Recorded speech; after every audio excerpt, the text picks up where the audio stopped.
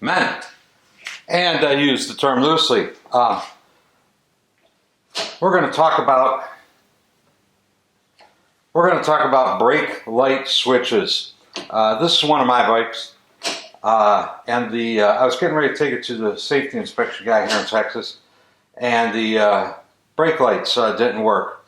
Well, I got two independent brake lights back there, and it was unlikely that both light bulbs burned out at the same time.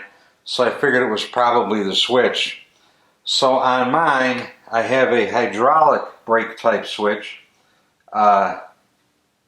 built in under the fork over here.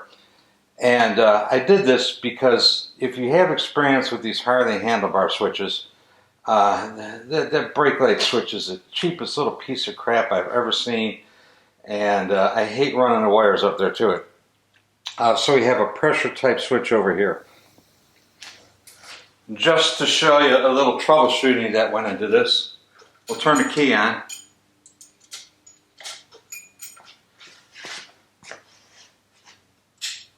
High and low on the battery. Tail lights. The tail lights are on. Brake lights do not work. This is some very sophisticated, in-depth troubleshooting. I'm going to show you a real tip over here. Oh, brake lights work. So obviously we got a bad switch over here. The only thing I'm really concerned about is getting brake fluid on the paint job on the fender. So I got some rags covering it up. Alright, I got here a generic replacement switch off of eBay. No, not eBay, Amazon. I think it was 17 bucks, 16 bucks. Anyway, we're going to use this. It should work fine.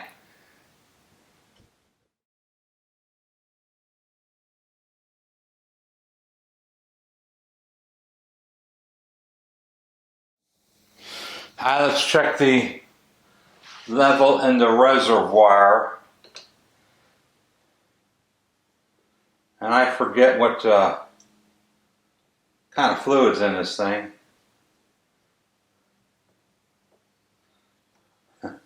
I can narrow it down though. It's either 3, 4, or 5. How about that, huh?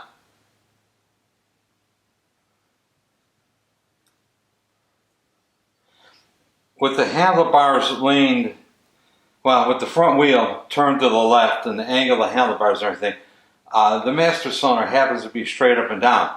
If you were to turn the handlebars the other direction, the front end the other direction, fluid would run out. So you could avoid losing fluid if you paid attention to where the handlebars are.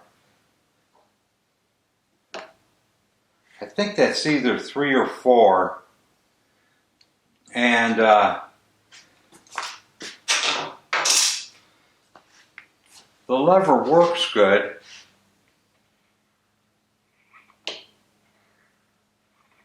I don't see any bubbles coming up, so I don't think there's any air trapped down in there. The fluid's a little murky. I'm going to suck that out of there and put new fluid in it. I like to use a old syringe for sucking the fluid out. Far less messy than most other ways of doing it.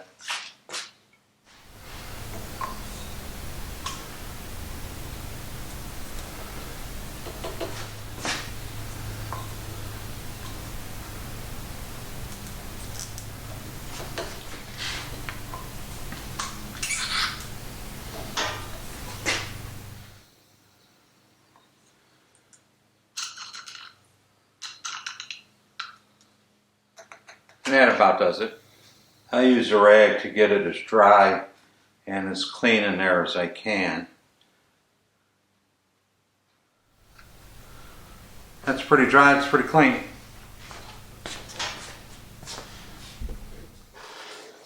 Alright, I got 2 bottles sitting on my shelves, 4 and 5. one of these two must have gone into that bike. I don't remember which. As I seem to recall, 4 and 5 do not mix. Okay, I think you could probably see the bottom of the can, some bubbles of fluid.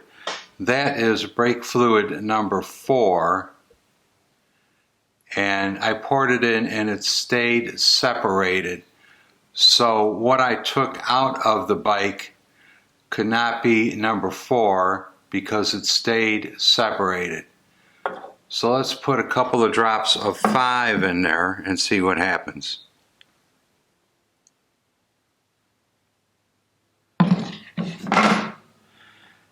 And the 5 dissolved right in with no trace. So we got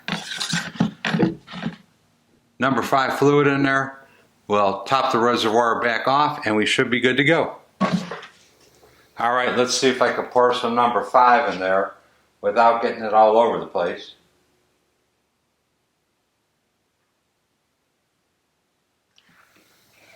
Okay, no bubbles coming up. The lever's nice and solid. We're good to go. Man, I love it when a quickie little repair job actually is a quickie little repair job. I could easily see where this could have turned into rewiring the whole bike.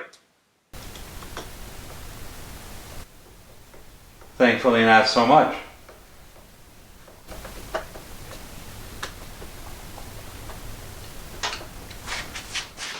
Yeah, let's see. Let's try to open this up and see what was wrong with it.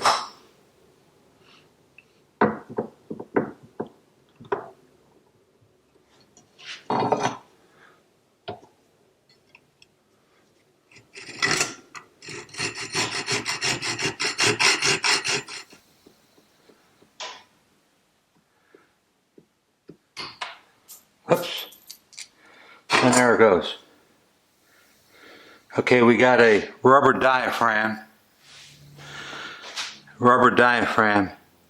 separating the electrical part from the hydraulic part. And really that's all it is, a rubber diaphragm straight through to your hydraulic pressure. Let's find the contact parts that ended up on the floor somewhere. And here you go, the electrical contact part of it burned shitless. There's no evidence of fluid leaking through there. Huh, just arcing and sparking every time the contact's made and released. That's interesting. Okay, here's the contacts on the other side. Once again, no evidence of fluid leaking through there. The well down the middle where the spring went. You step on the pedal, the fluid pushes on the diaphragm, and the diaphragm compresses the spring. Boy, not easily, I might add. That is one tough little spring. Huh. Anyway, that's all there is to it. Positive cause of failure right there in front of you. And with that, I am out of here. Hey, thanks for watching. Please subscribe. We'll see you next time.